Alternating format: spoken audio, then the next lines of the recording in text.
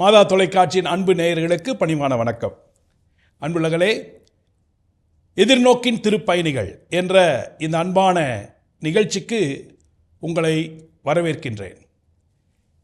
இந்த யூபிலி ஆண்டு 2025க்கு தயாரிப்பாக கற்றல் ஆண்டு என்று திருத்தந்தை அறிவித்தார். அதில் எதை கற்றுக்கொள்ள வேண்டும்? 2ஆம் வத்திக்கான் சங்கத்தில் இருக்கிற அடிப்படையான 4 கொள்கை திரட்டுக்கள், அதை பற்றி மக்களிடம் மீண்டுமாக மறுவாசிப்பு செய்து அதை வாழ்வாக மாற்ற அழைப்பு விடுத்துள்ளார். அதை தான் நமது மாதா தொலைக்காட்சி பல்வேறு விதத்தில் இந்த நிகழ்வுகள் வழியாக உங்களிடம் கருத்துக்களாக வந்தடைய செய்ய உதவி செய்கிறது. ஆகவே இத்தனை நாள் நம்ம கொள்கை திரட்டினுடைய 3 விஷயங்களை பார்த்தோம். இது 4வது கொள்கை திரட்டு. இன்று அது இன்றைய உலகில் திரு அவையின் பணிகள்.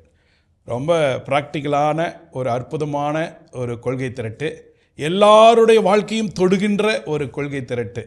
இந்த திரட்டில் இருக்கிற பல்வேறு ஒரு அற்புத கருப்பொருள்களையும் நடைமுறையில் இதை இன்று எப்படி இதெல்லாம் நம்ம எப்படி பயன்படுத்தி கொள்ள வேண்டும் அல்லது எப்படி வாழ வேண்டும் என்பதை பற்றியெல்லாம் நம்மோடு உரையாடி தனது கருத்துக்களை பகிர நமது அன்பு ஆயர், சேலம் மறை மாவட்டத்தின் ஆயர் மேதகு அருள் செல்வம் ராயப்பன் அவர்கள் வந்திருக்கிறார். ஆயரே, அன்போடு வரவேற்கின்றோம். வணக்கம் பிஷப். இப்போ இந்த 3 கொள்கை திரட்டுகளை பற்றி பார்த்தோம். இந்த 4வது கொள்கை திரட்டு இன்றைய உலகில் திரு அவையின் பணிகள்ங்கிறது ஒரு விதத்தில் ஒரு ப்ராக்டிக்கல் ஒரு செஷன் மாதிரி இருக்க போதோ அப்படிங்கிற மாதிரி இருக்குது. பார்த்த எல்லா கொள்கை திரட்டினுடைய சாராம்சங்களை ப்ராக்டிக்கலாக நம்ம எப்படி வாழணும் அப்படிங்கிறது வாழ்வுக்கு அழைத்து செல்வதாக இருக்கிறது. அன்றைக்கி பார்த்திங்கன்னா அந்த 2ஆம் வத்திக்கான் சங்கத்துக்கு முன்னாடி அந்த காலகட்டம் ஒரு பக்கம் வளர்ச்சி, நிறையா அறிவியல் வளர்ச்சி, தொழில் வளர்ச்சி, இன்னொரு பக்கம் வந்திங்கன்னா சீரழிவுகள், நிறையா போர்கள், அணு ஆயுத போர்கள் என்று பல விஷயம் நம்ம மனித குலத்தையே அச்சுறுத்தி கொண்டிருந்தது. இந்த நேரத்தில் இந்த இன்றைய உலகில் திரு அவைங்கிற இந்த கொள்கை திரட்டு எப்படி எமர்ஜ் ஆணுச்சு? இது ஏற்கனவே திட்டத்தில் இருந்ததா? இதனுடைய நோக்கம் என்ன? சொல்லுங்க ஆண்டவரே. 2ஆம் வத்திக்கான் சங்கத்தின் ஏடுகள் அனைத்துமே ஒரு புதுப்பித்தலுக்கு துணை புரிந்தன என்றால் மிகையாகாது. சில இறையியலாரின் கருத்துப்படி எல்லாவற்றை விட புரட்சிகரமான ஒரு கொள்கை திரட்டு என்றால் இந்த கௌதியம் எக்ஸ்பிரஸ் என்று சொல்லுகின்ற ஜாய் அண்ட் ஹோப் என்று தொடங்குகிற இன்றைய உலகில் திரு அவை பற்றிய இந்த கொள்கை திரட்டு என்று தான் சொல்ல வேண்டும். இதற்கு தலைப்பே ஜாய் அண்ட் ஹோப், மகிழ்ச்சி, எதிர்நோக்களிக்கின்ற ஒரு திரு அவை இன்றைக்கு இருக்க வேண்டும் என்பதை நாம் தெரிந்து கொள்கிறோம். இது உண்மையாகவே முதலிலேயே திட்டமிடப்படவில்லை. திரு அவை புதுப்பிக்கப்பட வேண்டும் என்று இருந்தது. காலப்போக்கில் எல்லாவற்றையும் அவர்கள் சிந்திக்கின்ற போது, இன்றைக்கு இயேசு இருந்தால் எப்படி இயேசு உலகின் ஒளி, அவருடைய நீட்சியாக திரு அவை உலகின் ஒளி என்று வாழ்ந்து காட்ட முடியும். இயேசுவின் பணியை இன்றைய சூழ்நிலையில், இன்றைய மக்கள் மத்தியில், இன்றைய மதிப்பீடுகளின் மத்தியில், இன்றைய வளர்ச்சியினோடே அழிவினோடே எப்படி திரு அவை இருக்க வேண்டும் என்று வழிகாட்டுவதாக இந்த அருமையான கொள்கை திரட்டு நமக்கு கிடைத்துள்ளது. திரு அவை 2ஆம் வத்திக்கான் சங்கத்தின் நிறைவில் இது ப்ரமல்கேட்டட், அறிவிக்கப்பட்டது. 7ஆம் தேதி டிசம்பர் மாதம் 1965ஆம் ஆண்டு 8ஆம் தேதி முடிவுக்கு வந்தது. ஒரு நாளைக்கு முன் இந்த கொள்கை திரட்டு நம் எல்லாருக்கும் அறிவிக்கப்பட்டது. உண்மையிலுமே இந்த கொள்கை திரட்டை பற்றி சிந்திக்கிறப்ப இந்த 2ஆம் வத்திக்கான் சங்கத்தின் வரலாற்றில் சொல்லப்படுகிறது, அதை தொடங்கின நேரத்தில் கியூபாவில் ஒரு ஏவுகணை அணு ஆயுத போர்லாம் வர்ற மாதிரியான சூழ்நிலை, அமெரிக்காவுக்கும் ரஷ்யாவுக்குமான ஒரு போர் வந்துடுமோ அப்படிங்கிற ஒரு சூழ்நிலை வந்த மாதிரியும், பிரேசில் ஆயர் டோம் ஹோல்டர் அப்படிங்கிறவர் மனித குலமே 3/2 பகுதி பசியாலையும் பட்னினாலும் போர்னாலும் செத்துட்டு கிடக்குது, நம்ம இன்னும் உள் பிரச்சனையே பேசிகிட்டு இருந்தால் எப்படி?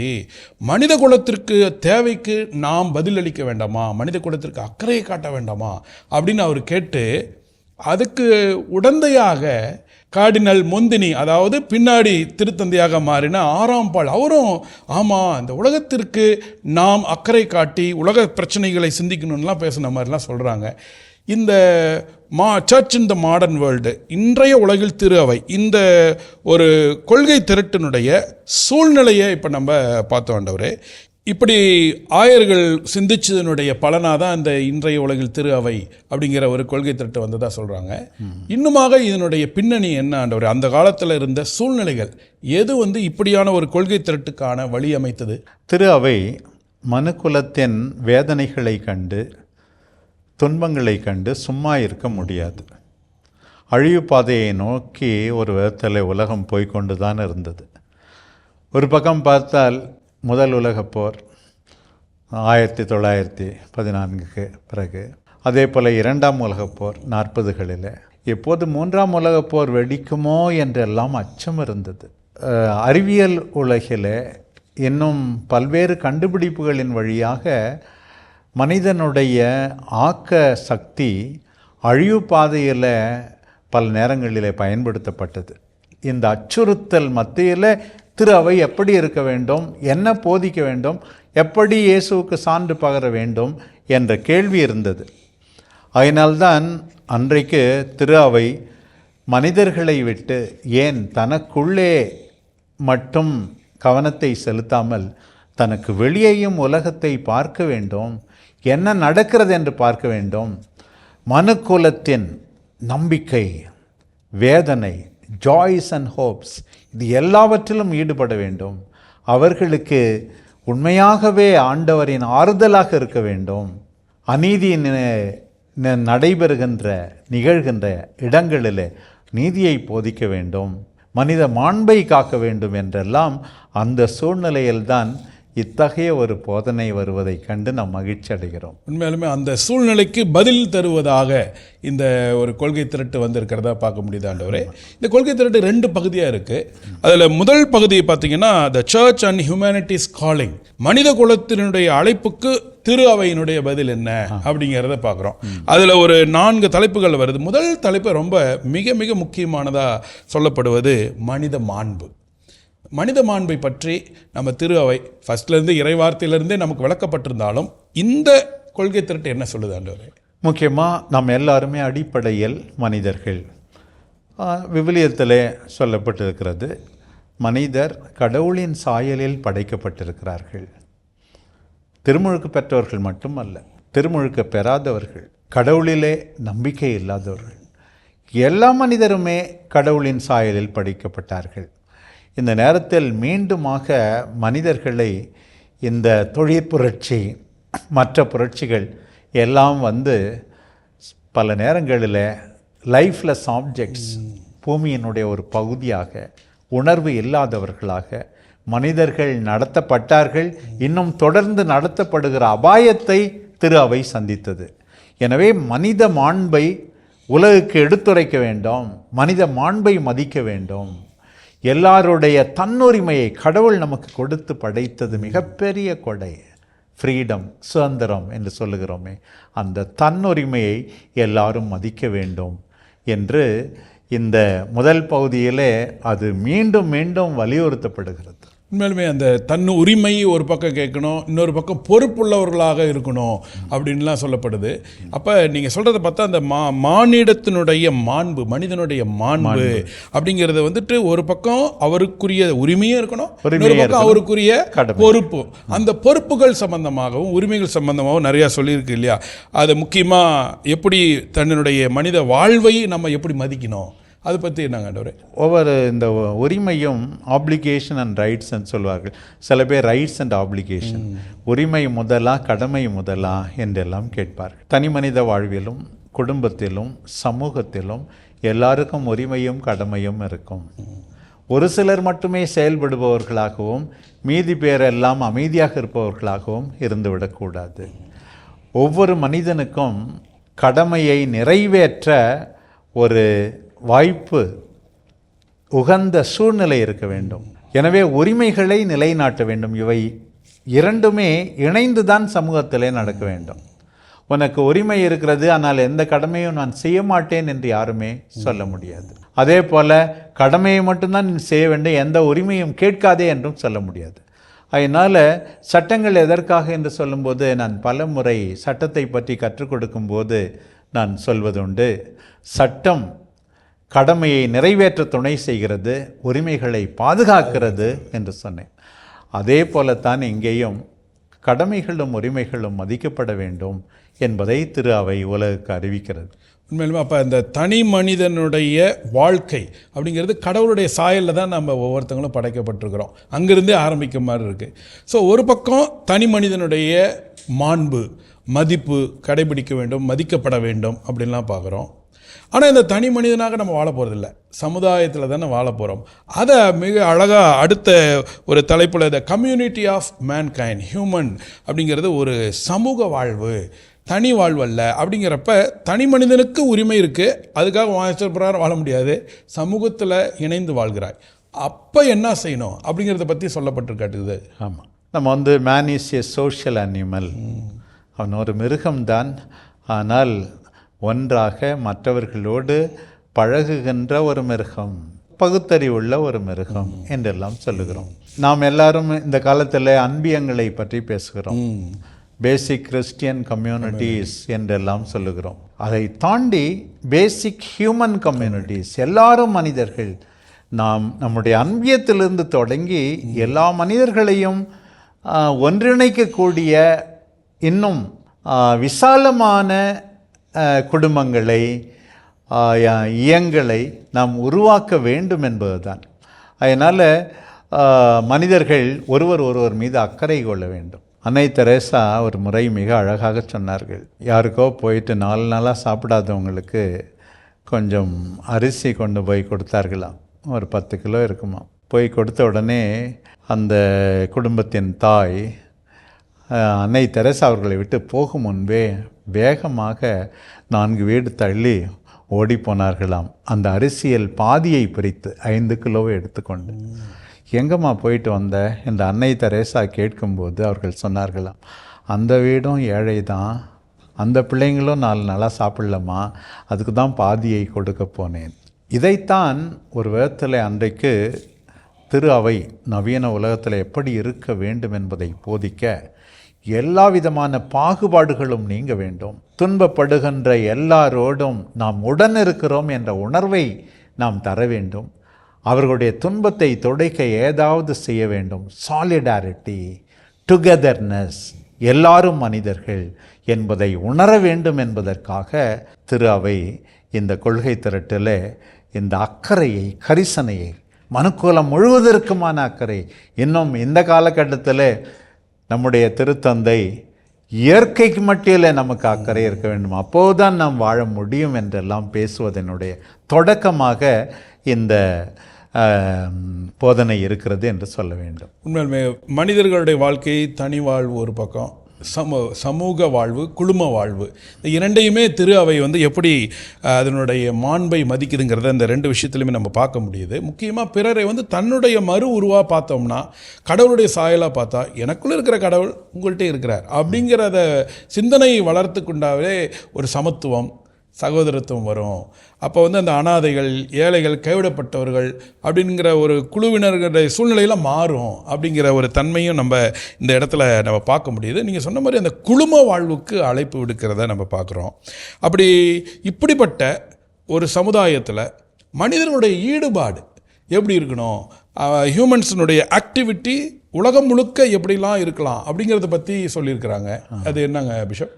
சமயத்தில் மனிதர்கள் எல்லாரும் முயற்சி எடுத்து கடின உழைப்பில் ஈடுபட வேண்டும் என்பது இருக்குது. இதில் இந்த கொள்கை திரட்டு உண்மையாகவே உழைப்பின் மாண்பையும் போற்றுகிறது.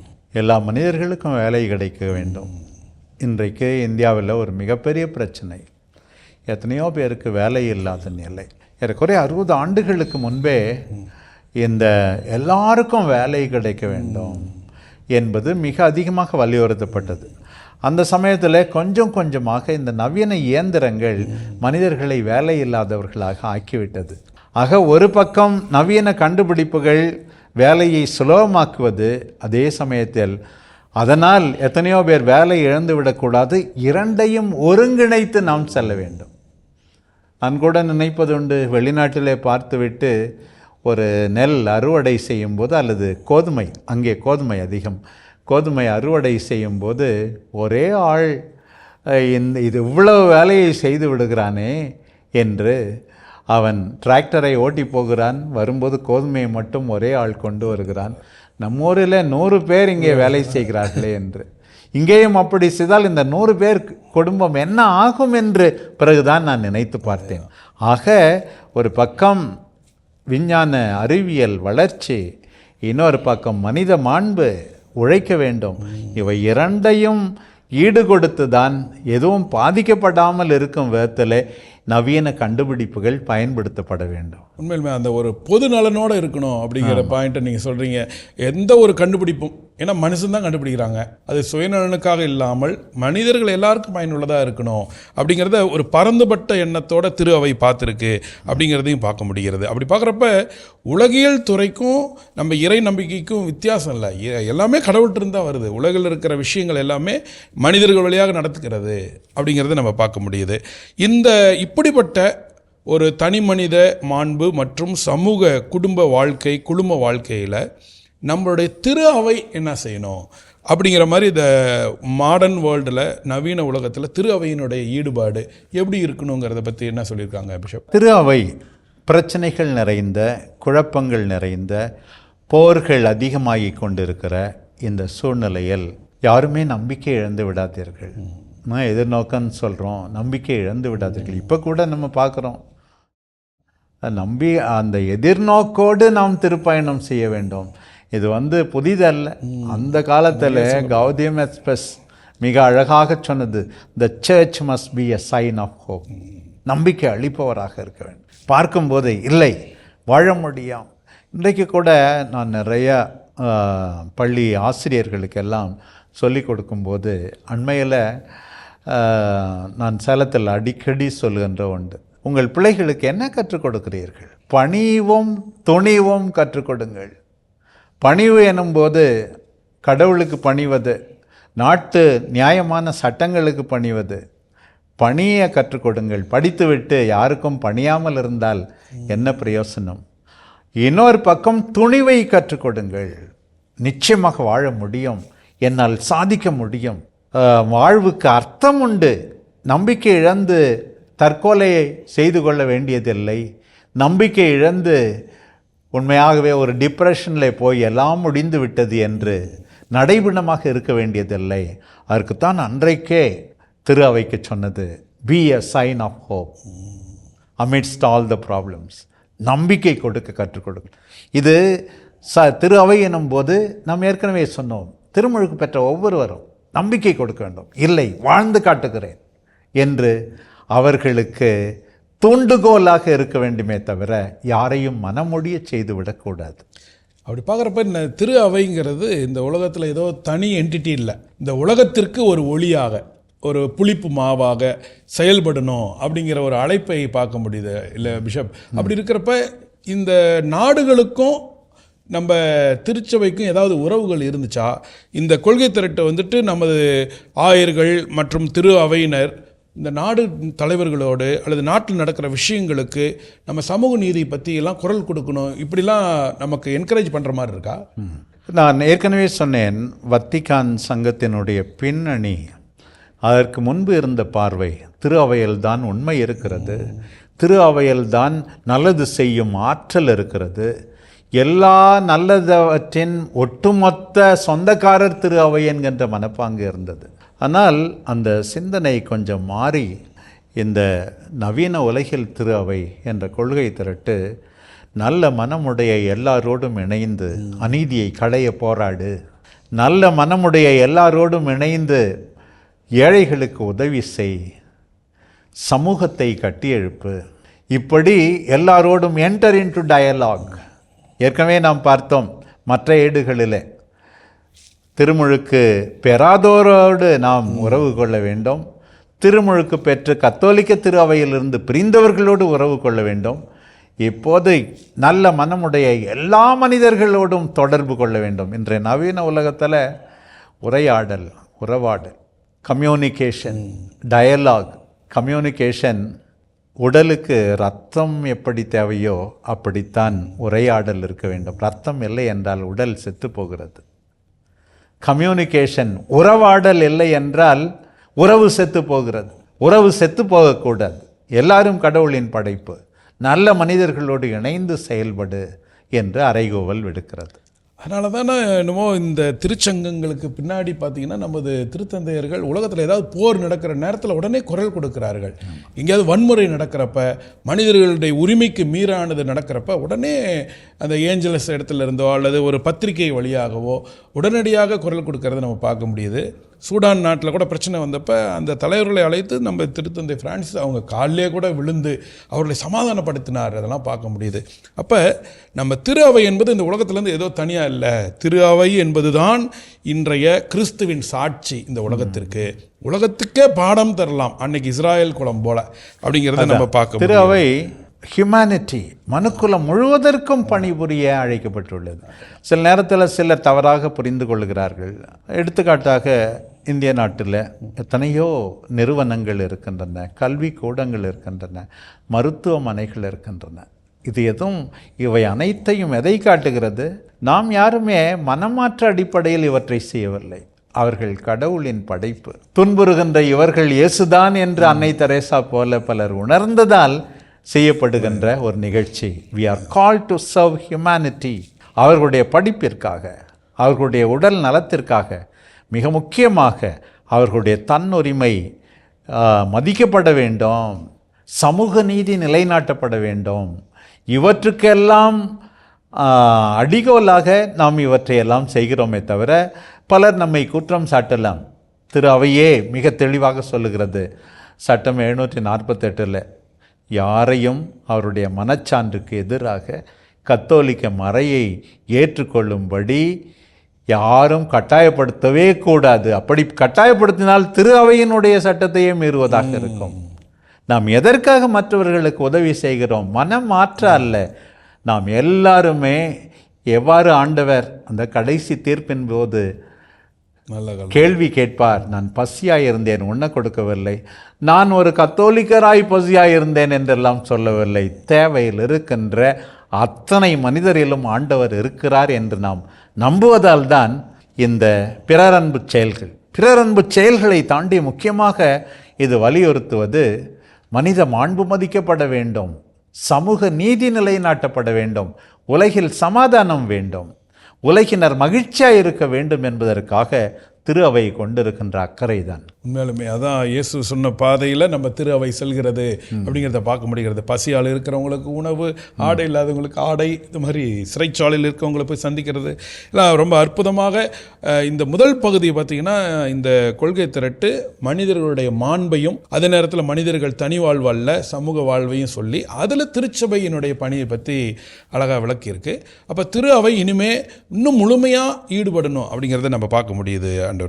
இப்போ ரெண்டாவது பகுதியை இன்னும் கொஞ்சம் ஒரு குறிப்பிட்ட பிரச்சனைகளை, அந்த காலத்தில் நடந்த ஒரு சில விஷயங்களுக்கு இன்றைக்கும் பதில் தருவதாக இருக்கிறதா பார்க்க முடிகிறது. அதில் முதல் விஷயம் பார்த்தீங்கன்னா திருமணத்தினுடைய மாண்பு, குடும்பத்தினுடைய மகிமை. இது காலகாலமாக நம்ம திரு அவை சொல்லிகிட்டே இருந்தாலும் மீண்டுமாக இந்த திருச்சங்கம் சொல்கிறதுக்கு காரணம் என்ன? அன்னைக்கு அப்படி ஏதாவது சூழ்நிலைகள் ஏதாவது இருந்துச்சா திருமணத்திற்கு? நவீன வளர்ச்சியில் பல சமயங்களில் குடும்ப மாண்பு சரியாக மதிக்கப்படவில்லை என்கின்ற நிலை இருந்தது. ஒரு புதிய புரிதலை திருமணத்தை பற்றி இங்கே வத்திக்கான் சங்கத்தின் இந்த கொள்கை திரட்டு கொடுக்கிறது. திரவை சட்டத்தில் 1055 திருமணத்தை பற்றி பேசுகிறது. அதில் மிக முக்கியமான பகுதிகள் எல்லாம் உதயமாக காரணமாக இருந்தது இந்த பகுதி தான் என்று தான் சொல்ல வேண்டும். எடுத்துக்காட்டாக பழைய சட்டத்தில் பிரைமரி எண்ட், செகண்டரி எண்ட் என்று இருந்தது.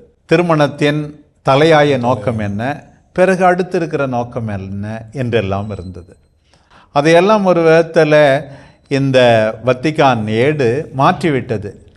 பழைய சட்டத்தில் குழந்தையை பெற்றெடுப்பது, அதைத்தான் அதிகமாக வலியுறுத்தினார்கள். நம்முடைய இச்சைக்கு ஒரு தீர்வாக இது இருக்கிறது என்றெல்லாம் சொல்லப்பட்டிருந்தது. ஆனால் இங்கே கௌதியம் எஸ்பெஸ் இந்த இன்றைய உலகில் திரு அவை என்பது மிக தெளிவாக பர்சனல் ஆஸ்பெக்ட், பிரைமரி செகண்டரி என்று பிரிக்காமல் அது சொல்லுகின்ற நோக்கங்கள் எல்லாம் சமமானவை தான். என்ன நோக்கங்கள்?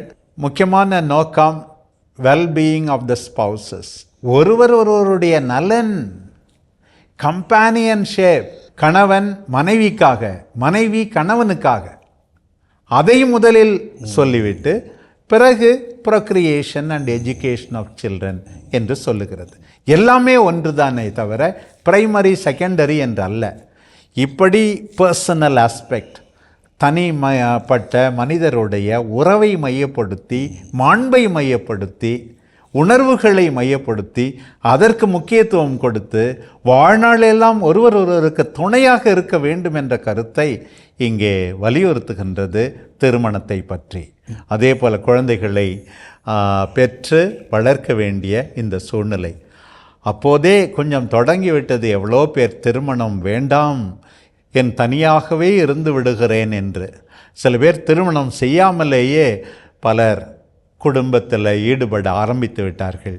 அந்த சூழ்நிலையில் குடும்பம் நம் வாழ்வுக்கு, சமூகத்துக்கு அடிப்படை என்பதை நிலைநாட்டி இப்படி திருமணத்தின் பிளவுபடா தன்மையையும் ஒருமைத்தன்மையையும், இதுதான் கத்தோலிக்க திருமணத்துக்கு மிக மிக முக்கியமானது.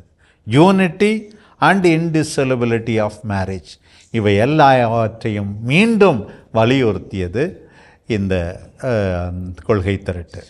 இன்னைக்கு இந்த குடும்ப சூழ்நிலையே மாறிட்டு இருக்கு. இந்த காலத்தில் திருமணத்துக்கு முன்பாகவே திருமண உறவுங்கிறது அல்லது திருமணம் செய்யாமையே வாழ்ந்துட்டு இருக்கிறது, அவங்களுக்கெல்லாம் நம்ம திரு அவை மீண்டுமாக திருமணத்தின் மாண்பை பற்றி சொல்லி அதில் ரொம்ப அழகாக சொன்னீங்க.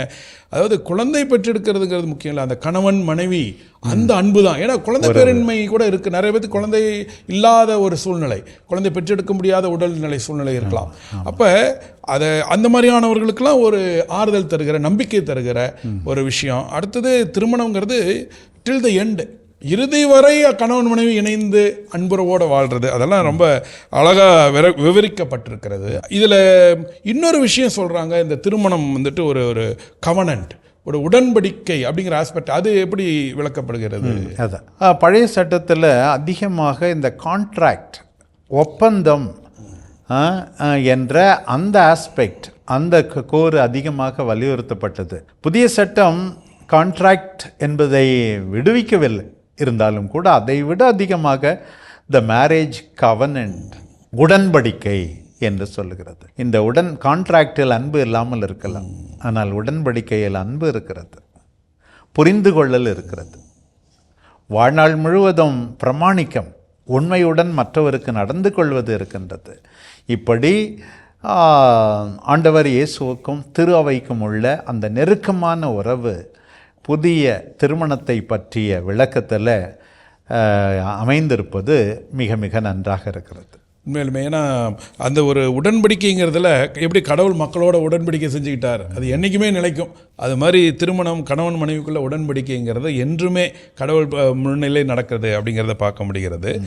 இப்போ இந்த குடும்பத்தை பற்றிய, திருமணத்தை பற்றிய மகிமையை சொல்லிட்டு பண்பாட்டு வளர்ச்சி பற்றி நம்ம திரு அவை பேசியிருக்கு இந்த கொள்கை திரட்டில். பண்பாடு அப்படிங்கிறது, கலாச்சாரங்கிறதெல்லாம் இன்றைக்கி அதிகமாக பேசப்படுது. ஏன்னா அந்தந்த நாட்டுக்குன்னு ஒரு கலாச்சாரம், அந்தந்த ஊருக்குன்னு, அந்தந்த மொழிக்குன்னு.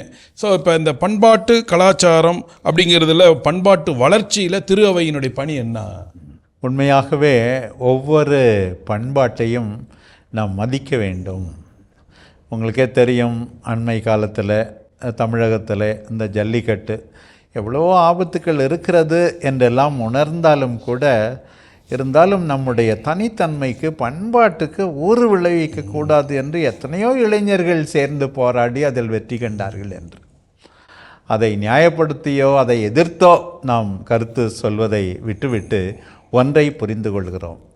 ஒவ்வொரு சமூகத்திற்கும், ஒவ்வொரு நாட்டிற்கும், ஒவ்வொரு இனத்திற்கும் சில பண்பாடுகள் இருக்கின்றன. அவற்றை நேசிக்கிறார்கள், அதற்காக எந்த தியாகமும் செய்ய தயாராயிருக்கிறார்கள். திரு அவை பண்பாட்டை மதிக்கிறது.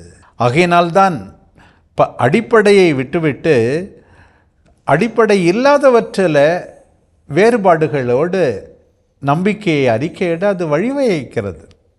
ஆனால் சிலவற்றில் நாம் எந்த விதமான காம்ப்ரமைஸ் சரி செய்து கொள்ள முடியாது. அநியாயமாக என்ன சொல்லுகிறது? பண்பாடு போற்றி வளர்க்கப்பட வேண்டும், ஆனால் மனித மாண்புக்கு எதிராக எந்த பண்பாடும் இருந்துவிடக்கூடாது.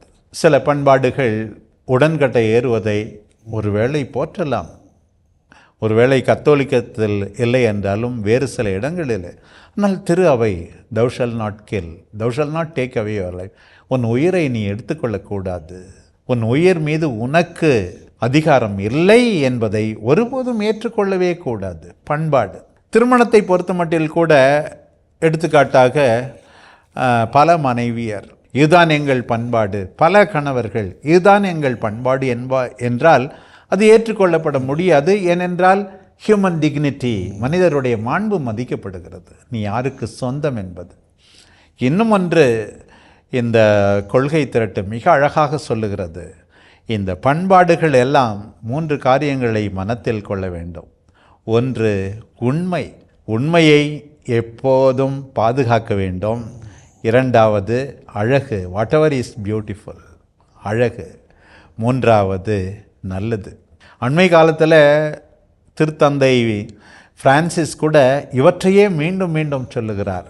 பள்ளிக்கூடத்தில் என்னத்தை கற்றுக் கொடுக்க வேண்டும், கல்லூரிகளில் என்ன கற்றுக் கொடுக்க வேண்டும், what is true, what is beautiful, what is good, இதை கற்றுக் கொடுங்கள் மாணவர்களுக்கு. நல்லதை கற்றுக் கொடுங்கள், அழகியதை கற்றுக் கொடுங்கள், உண்மையை கற்றுக் கொடுங்கள் என்று சொல்லுகிறார். அதற்கெல்லாம் அடிப்படையாக இருப்பது ஒரு விதத்தில் இந்த கொள்கை திரட்டு. உண்மையிலுமே நீங்கள் சொல்ல இந்த பண்பாட்டு வளர்ச்சியில் கடவுளுக்கு எதிரான பண்பாடு வந்துச்சுன்னா அதை போய் நம்ம ஏற்றுக்கொள்ளக்கூடாதுங்கிறப்ப இந்த அபார்ஷன் அதெல்லாம் கூட சொல்லலாம். இன்றைக்கெல்லாம் வந்துட்டு அந்த கருக்கலைப்பு அப்படிங்கிறது என் உடல் என் உரிமை, உரிமை முக்கியம்னு நம்ம சொல்லப்படுகிறது. அதுக்காக உன் உரிமைன்னு ஒரு உனக்குள்ளே இருக்கிற கடவுள் கொடுத்த கொடையான குழந்தையே கொலை செய்கிறதெல்லாம் இன்றைக்கி வெளிநாடுகளில், ஈவன் நம்மளுடைய நாடு முதற்கொண்டு எல்லா இடத்துலையும் அது ஒரு அரசாங்கமே அதை வந்துட்டு சட்டமாக கூட ஏற்றுக்கிற சூழ்நிலை வந்தாலும் நமது திரு அவை என்றுமே அதை ஏற்றுக்கொள்ளாதுங்கிறத ரொம்ப தெளிவாக சொல்லியிருக்கீங்க. அப்போ பண்பாடு அப்படிங்கிறது நம்ம கடவுளுக்கு உரிய விதத்திலான பண்பாட்டு வளர்ச்சி. இந்த பண்பாட்டு பரிமாற்றம் அப்படிங்கிறாங்க, கல்ச்சரல் எக்ஸ்சேஞ்ச். நம்ம ஈவன் நம்ம லிட்டர்ஜிலாம் கூட திரு வழிபாட்டில் கூட நம்ம எல்லா பண்பாட்டு மயமாக்கள்லாம் வந்திருக்கு இல்லை பிஷப்? இப்போ பண்பாட்டு பரிமாற்றம் இல்லை கல்ச்சரல் எக்ஸ்சேஞ்ச் அப்படிங்கிற விஷயத்தை கூட ரெஸ்பெக்ட் பண்ணி என்கரேஜ் பண்ணுற மாதிரி இருக்குது. அது எப்படி? மற்றவர்களிடமிருந்து நாம் கற்றுக்கொள்ள வேண்டும். ஏற்கனவே நான் சொன்னேன், எனக்கு எல்லாம் தெரியும் என்ற மனநிலை கூடாது. நாம் பேசுவதை குறித்து அக்கறையோடு உற்று கவனிப்பதில் அதிக நேரத்தை செலவழிக்க வேண்டும். நாம் கற்றுக்கொள்ள வேண்டியது நிறைய இருக்கிறது. நாமே நம்முடைய தமிழகத்தில் சொல்கிறோம், கற்றது கையளவு கல்லாதது உலகளவு. அதுபோல் பிற மதத்தினரிடமிருந்து, நம்பிக்கையற்றவர்களிடமிருந்து, ஏன் கடவுள் நம்பிக்கை இல்லாதவர்களிடமிருந்து எல்லாரிடமும் நாம் கற்றுக்கொள்ள வேண்டும். அவர்களிடமிருந்து நல்லதை நாம் பயன்படுத்த வேண்டும், நம்முடைய நல்லதை அவர்களோடு கொடுக்க வேண்டும். நீங்கள் ஏற்கனவே சொன்னது போல இறைவனுடைய கட்டளைக்கு எதிரானவற்றை யார் பின்பற்றினாலும் அதை நாம் பின்பற்ற முடியாது.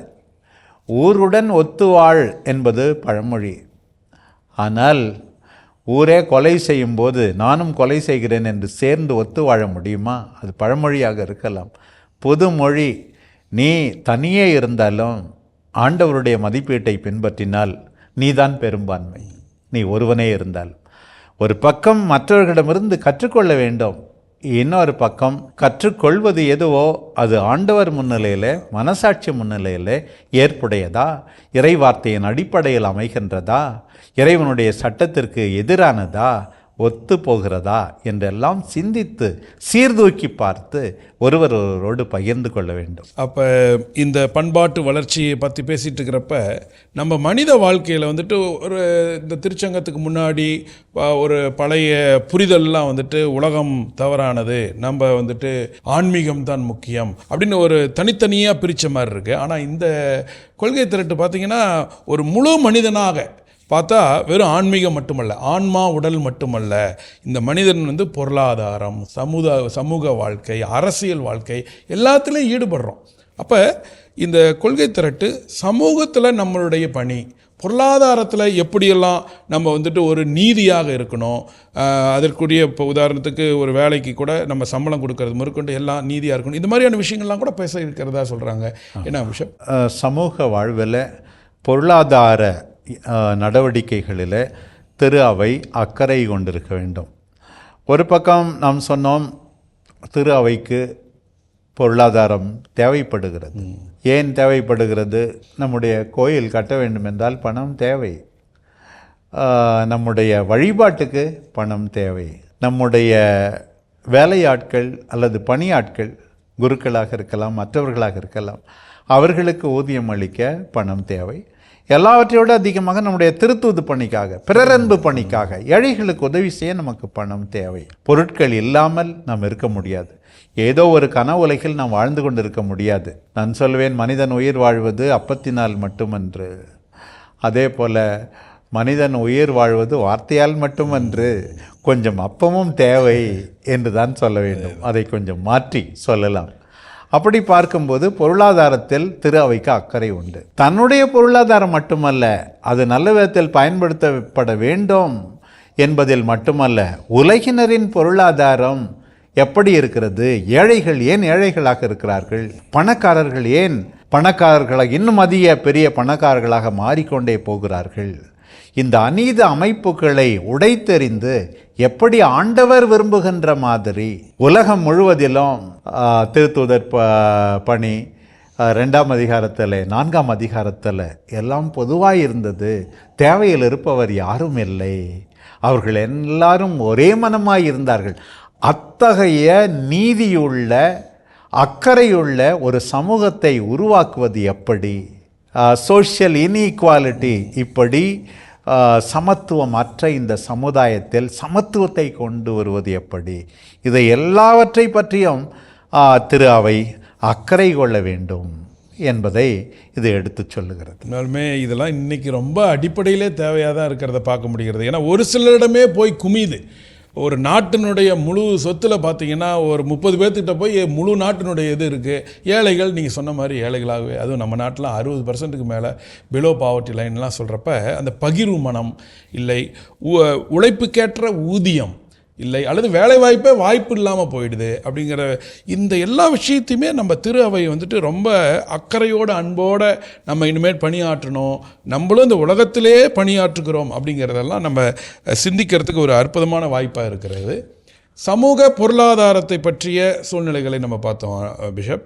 இப்போ அரசியல், திருச்சபைக்கும் அதுக்கும் சம்மந்தமே இல்லைங்கிற மாதிரியான ஒரு காலகட்டம் தாண்டி இன்று அரசியலிலே எப்படி பொதுநிலையினர்களுடைய பங்கேற்பு, விழிப்புணர்வு, அதற்கு திரு அவை எப்படி முழுமையாக செயலாற்றணும், இதை பற்றி என்ன சொல்கிறாங்க பிஷப்? மனிதருடைய உரிமைகளை நிலைநாட்ட வேண்டும் என்றால் உண்மையாகவே அரசியல் ஈடுபாடு அவசியமாகிறது. கத்தோலிக்க பொதுநிலையினர் சிறந்த இன்ஜினியராக இருக்கணும், சிறந்த டாக்டராக இருக்கணும், சிறந்த கலைஞராக இருக்கணும், எல்லா நிலைகளிலும் இருக்கணும்.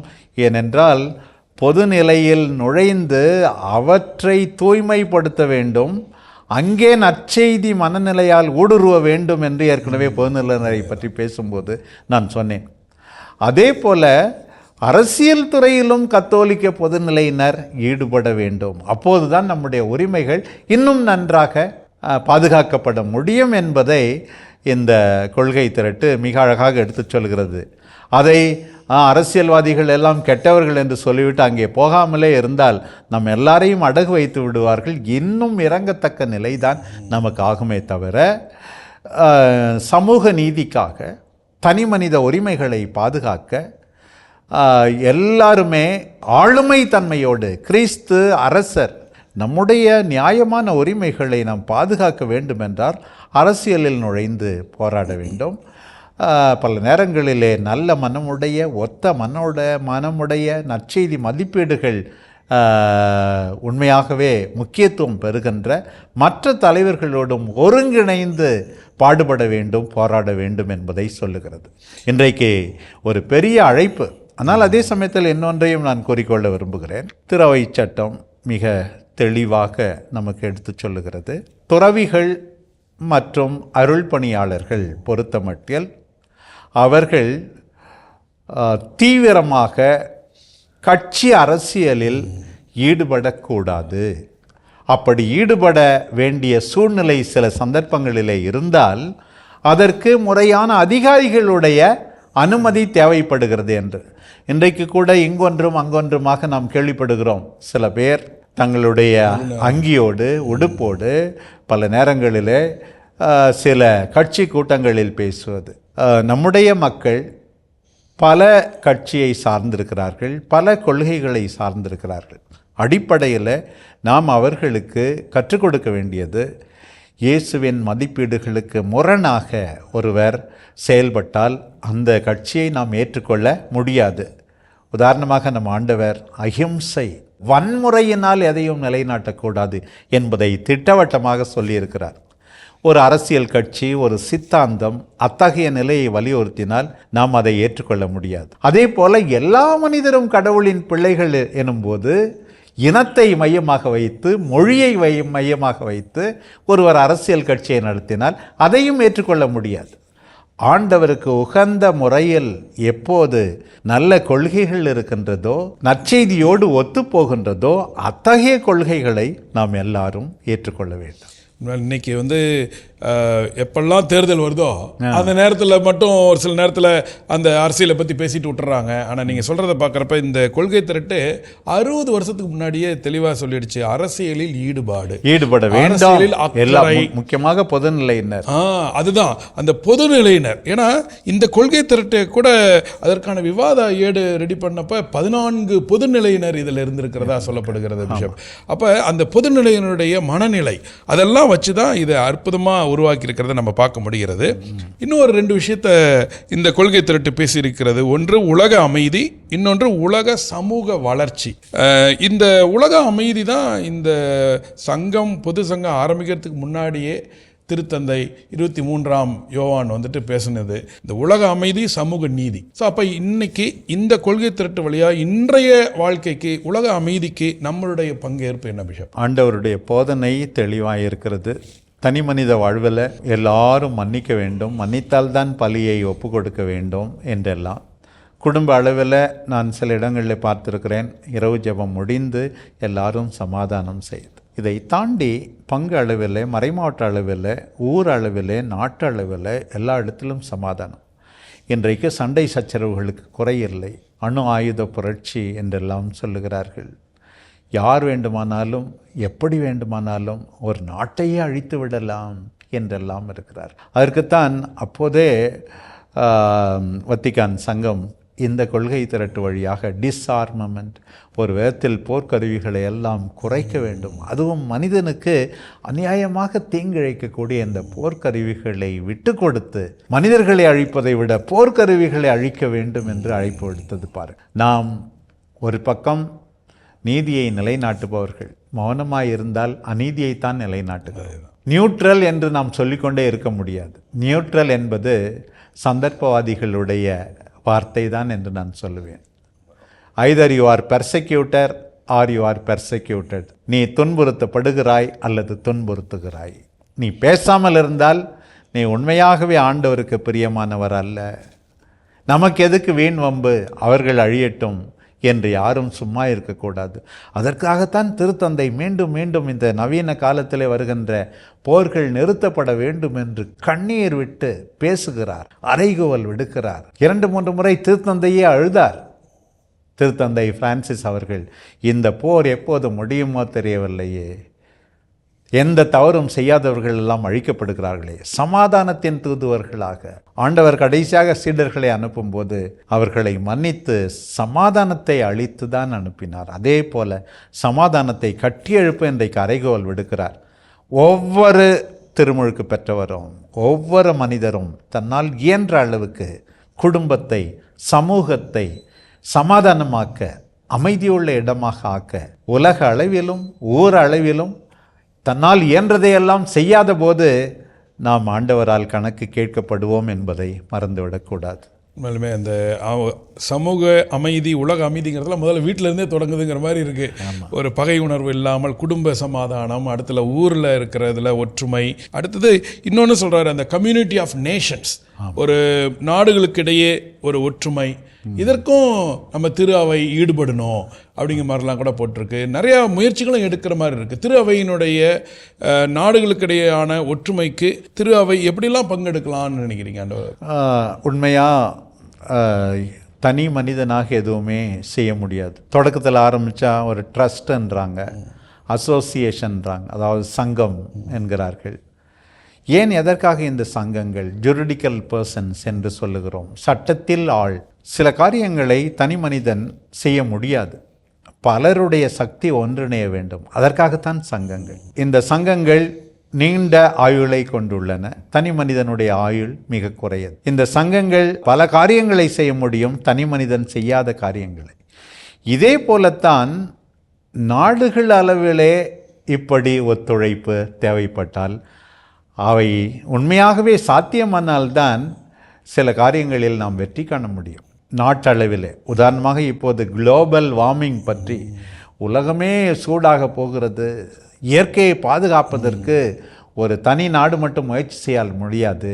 எனவே பல்வேறு நிலைகளிலே நாடுகள் ஒன்று கூடி வருவதை பேசுகிறார். G7 என்கிறார்கள். இன்னும் பல்வேறு நிலையிலே ஆசிய நாடுகள், ஐரோப்பிய நாடுகள், பல்வேறு நாடுகள். இதில் பல்வேறு நிலைகளிலே திரு அவையும் கூட உதாரணமாக யுனைடெட் நேஷன்ஸில் உறுப்பினராக இருந்து உலக அமைதிக்காக பாடுபடுகிறது, தன்னுடைய பிரதிநிதியை அனுப்புகிறது. ஆக மற்றவர்களோடு ஒத்துழைத்து நாம் இவற்றையெல்லாம், நல்ல காரியங்களை எல்லாம், நற்செய்தி மதிப்பீடுகளை நிலைநாட்டுவதில் உண்மைக்காக, நேர்மைக்காக, எளியோருக்கு உதவுவதற்காக, எல்லாருக்கும் மருத்துவம் கிடைப்பதற்காக, கல்வி கிடைப்பதற்காக இணைந்து பாடுபடும் போது உண்மையாகவே மிகப்பெரிய வெற்றியை நாம் அடைய முடியும் என்பதற்காகத்தான் இத்தகைய ஒத்துழைப்பை வலியுறுத்தி வேண்டுகிறது திரு அவை. அதனால தான் திரு அவை வந்துட்டு ஒதுங்கி இல்லாமல் நாட்டு தலைவர்களோட கூட ஒரு நல்ல ஒரு உறவு. இப்போ கூட ரீசெண்டாக இட்டாலியில் நடந்த மீட்டிங்கில் திருத்தந்தை எல்லா நாட்டு தலைவர்களையும் அப்படியே போய் சந்தித்தது. அப்படிலாம் பார்க்குறப்ப அந்தந்த நாட்டில் இருக்கிற ஆயர்கள், அந்தந்த நாட்டு பிரதம மந்திரிகளோட ஒரு நல்ல ஒரு உறவு, அந்தந்த மாநிலத்தில் இருக்கிற அரசியல் தலைவர்களோட உறவு, அதிகாரிகளோட உறவு, இதெல்லாமே ஒரு அடையாளத்தை காட்டுகிறது. திரு அவை இந்த உலகத்தின் மேல் அக்கறை கொண்டிருக்கிறது அப்படிங்கிறத பார்க்க முடிகிறது. அதில் முக்கியமாக மக்கள் ஈடுபடுத்த வைக்கிறது, அதுதான் மெயின். மக்கள் அதை புரிஞ்சுக்கணும். ஏன்னா பொதுநிலையினருக்கான ஒரு உரிமையும் கடமையும் இந்த ஒரு சமூக, பொருளாதார, அரசியல் பணிகளிலே ஈடுபடுதல் இல்லையா பிஷப்? ஆமாம். இந்த கூட்டொருங்கியக்க திரு அவைக்கு ஆன தயாரிப்பில் கேட்டல் அதற்கு முக்கியத்துவம் கொடுக்கப்பட்டது. உங்களுக்கு தெரியும், நம்முடைய மறைமாவட்ட அளவில் யார் நமக்கு பிடிக்கலையோ அவங்ககிட்டையும் கேட்கணும். முதல்ல நம்முடைய கத்தோலிக்க திரு அவையினுடைய உறுப்பினர்களிடம் கேட்க வேண்டும், கோயிலுக்கே வராதவங்ககிட்ட கேட்கணும், ஒதுங்கி இருக்கவங்ககிட்ட கேட்கணும் என்றெல்லாம் சொன்னோம். அதை தாண்டி இயேசுவில் நம்பிக்கை கொண்ட அத்தனை பேரிடமும் கேட்க வேண்டும் என்று சொன்னோம். பிற மதத்தாரிடம் கேட்க வேண்டும் என்று சொன்னோம். இன்னும் எல்லா மனிதர்களுக்கும் நாம் கேட்க வேண்டும். லிசன் என்று திருத்தந்தை சொன்னார். அவர்கள் எல்லாம் என்ன எதிர்பார்க்கிறார்கள் என்று சொன்னார். இவர்கள் எல்லாரோடும் சரியான ஒத்துழைப்பு. இந்த ஜூபிலி சமயத்தில் உங்களுடைய உறவு எப்படி இருக்கிறது மற்றவர்களோடு? நல்ல மனமுடையோர் எல்லாம் ஒத்துப்போகின்றீர்களா? திரு அவைக்கு வெளியே புனிதம் இல்லை, நற்செயல்கள் இல்லை, பிறர் அன்பு செயல்கள் இல்லை என்ற ப்ரீ வட்டிகன் மனநிலையோடு தான் இன்னும் செயல்படுகிறீர்களா? இப்படி பொது கொண்டாட்டங்கள் தேவை. வரும்போது அவர்களுடைய அருமையான திறமைகள், நல்ல எண்ணங்கள் வெளிப்படும். அப்போது இன்னும் அதிகமாக ஆண்டவர் பிரியப்படும்படியாக நாம் நிறைய நல்லது செய்ய முடியும் என்பதை மறக்கக்கூடாது. அதுதான். அதனால கடவுள் மறுப்பாளர்கள்ட்ட கூட நம்ம போய் உரையாடல் வைக்கணும். ஏதாவது ரொம்ப அழகா போட்டிருக்க திருச்சபையினுடைய படிப்பினையும் நம்பிக்கையாளர்களுடைய சான்று வாழ்வும் நிச்சயம் கடவுள் மறுப்பாளர்கள்ட்ட கூட அன்பை சேர்க்கும் அப்படிங்கிறதெல்லாம் பார்க்க முடிகிறது. ரொம்ப அருமையான ஒரு பகிர்வு பிஷப். இந்த யூபிலி ஆண்டில் உண்மையிலேயே எதிர்நோக்கின் திருப்பயணிகள் அப்படிங்கிற ஒரு தலைப்பில் பயணம் செஞ்சிட்டு இருக்கிறதுக்கு தயாரிப்பாக தான் இந்த 4 கொள்கை திரட்டுகளை பார்த்தோம். இந்த 4 கொள்கை திரட்டில் மிக அற்புதமான செயல்பாட்டுக்கு அழைத்து செல்லுகிற இந்த கொள்கை திரட்டு இந்த யூபிலி ஆண்டுக்கு எதிர்நோக்கின் திருப்பயணிகளுக்கு நீங்கள் நிறையா சொல்லிட்டாலும் ஒரு ஜென்ரலாக இப்போ கடைசியாக என்ன ஒரு ப்ராக்டிக்கலாக ஒவ்வொன்றிலையும் அழகாக ஒரு சில விஷயங்கள் சொன்னீங்க. வந்துட்டு இறை வெளிப்பாட்டை சொன்னப்போ எல்லாம் இந்த யூபிலி ஆண்டில் விவிலியம் படிக்கணும், ஒரு தடவை படிச்சிடணுன்னு. அது மாதிரி இங்கே ப்ராக்டிக்கலாக இந்த யூபிலி ஆண்டில் என்ன செய்ய துவங்கணும் அல்லது ஏற்கனவே செஞ்சுட்டு இருக்கிறத எதை கடைபிடிக்கணும் அதிகமாக அப்படின்னு சொல்லுங்கள். இன்றைய உலகில், அதாவது நவீன உலகில், church in the modern world, நவீன உலகில் திரு அவை எப்படி ஆண்டவருக்கு உண்மை உள்ளவராக நடக்க முடியும், அதுதான் இதனுடைய நோக்கமே. இந்த நிகழ்ச்சியை பார்த்து கொண்டிருக்கிற நம்முடைய அன்பர்களுக்கு தெரியும், இவ்வளவு 60 ஆண்டுகளுக்கு முன்பே திரு அவை சொல்லிவிட்டதா, இதெல்லாம் என்னை சேரவில்லையே என்றெல்லாம் நினைப்பார்கள். அவர்களுக்கே ஆச்சரியமாக இருக்கும். அதற்காகத்தானோ என்னவோ இன்னும் வத்திக்கான் சங்கத்தின் ஏடுகள் மக்களிடம் போய் சேரவில்லை என்று. திருத்தந்தை ஒரு முறை ஆரோனின் தாடியில் தலையிலே ஊற்றப்பட்ட எண்ணெய் தாடியில் வழிந்தோடி விளிம்பை தொட வேண்டும் என்பதை பற்றி விளக்கும்போது அவர் சொன்னார், விளிம்பை தொடுவது எப்போது? இந்த திரு அவையினுடைய இந்த கோட்பாட்டை எல்லா மக்களும் புரிந்து கொள்ளும் போது எவ்வளோ அருமையாக இருக்கிறது. திரு அவை என்ற விதத்திலே நாம் யாரும் ஒதுங்கி இருக்க முடியாது. நாம் தனியே மோட்சத்துக்கு போக முடியாது. உன்னுடைய குடும்பம் தேவை, பக்கத்து வீட்டார் தேவை, மற்ற மொழியினர் தேவை. இதற்கான ஏற்பாடுகளை ஒவ்வொரு மறை மாவட்டத்துக்கும் ஏற்ற முறையிலே அவர்கள் ஒழுங்கு செய்ய வேண்டும். எடுத்துக்காட்டாக நாம் நடத்துகின்ற பள்ளிகளிலே எப்படி மற்ற இனத்தை சார்ந்த நம்பிக்கையை சார்ந்த மற்றவர்கள் இருக்கிறார்கள், பேரண்ட்ஸ் டீச்சர்ஸ் அசோசியேஷன், இவர்கள் எல்லாம் எப்படி ஒன்றிணைந்து கருத்துக்களை பரிமாறிக்கொள்கிறார்கள், எல்லாரும் சேர்ந்து செயல்பட ஒரு சிறிய அளவிலே ஒரு வாய்ப்பு அங்கே தொடங்குகிறது. மறைமாவட்ட அளவில் இன்னும் அதிக அளவில் இது போல ஒன்றிணைய அடிப்படையில் என்ன முக்கியம்? உலகுக்கு மகிழ்ச்சி வேண்டும், உலகுக்கு நம்பிக்கை அளிக்க வேண்டும். மகிழ்ச்சி அளிக்க, நம்பிக்கை அளிக்க திரு அவை இந்த காலகட்டத்தில் செய்ய வேண்டியது என்ன? நீதி நிலைநாட்டப்பட வேண்டும், அன்பு வாழப்பட வேண்டும். இவற்றுக்கு தேவையான அத்தனையையும் எல்லாரோடும் இணைந்து நாம் செயல்படுத்த வேண்டும் என்கின்ற அந்த கருத்து சமூக வாழ்வில், அரசியல் வாழ்வில், தனி மனித உரிமைக்காக, நீதிக்காக போராடுவதில், எல்லாவற்றிலும் நாம் இணைந்து செயல்பட வேண்டும் என்று இந்த கொள்கை திரட்டு நமக்கு எடுத்து சொல்கிறது. ரொம்ப ரொம்ப நன்றி பிஷப். உண்மையாலுமே இந்த யூபிலி ஆண்டினுடைய தயாரிப்புக்கு முதல் இந்த 6 அமர்வுகள் உங்களுடைய பொறுப்பில் கொடுக்கப்பட்டு ரொம்ப அற்புதமாக யூபிலின்னா என்ன, அதை தொடர்ந்து 2ஆம் வத்திக்கான் சங்கத்தினுடைய ஒரு வரலாற்று பின்னணியை கொடுத்து அந்த 4 கொள்கை திரட்டுக்கும் யூபிலி ஆண்டினுடைய ஒரு நடைமுறை வாழ்வுக்கு என்ன தொடர்பு, என்னென்னலாம் செய்யலாம் அப்படின்ட்டு ஒரு அற்புதமான விளக்கம், ஒரு உற்சாகம், வழிகாட்டுதல் எல்லாமே கொடுத்துருக்கீங்க. உண்மையிலேயே மாதா தொலைக்காட்சி நேயர்கள் சார்பாக உங்களுக்கு மீண்டுமாக பாசத்தோடு கூடிய நன்றிகளை தெரிவித்துக் கொள்கிறேன். அன்புள்ளங்களே, எதிர்நோக்கின் திருப்பயணிகள் என்ற இந்த நிகழ்ச்சி இன்னும் சிறப்பாக தொடர இருக்கிறது. எப்படி? ஒவ்வொரு கொள்கை திரட்டையும் 6 பகுதிகளாக இறையியல் வல்லுநர்களும் விவிலிய அறிஞர்களும் கலந்துரையாடி நமது வாழ்க்கைக்கும் நம்முடைய நம்பிக்கைக்கும் மேம்படுத்த அற்புதமான கருத்துக்களை பகிர இருக்கிறார்கள். இது ஒரு அதிசய அற்புதமான வாய்ப்பு. பயன்படுத்திக் கொள்ளுங்கள், கண்டு பயன்பெறுவோம். அனைவருக்கும் அன்பான நன்றி.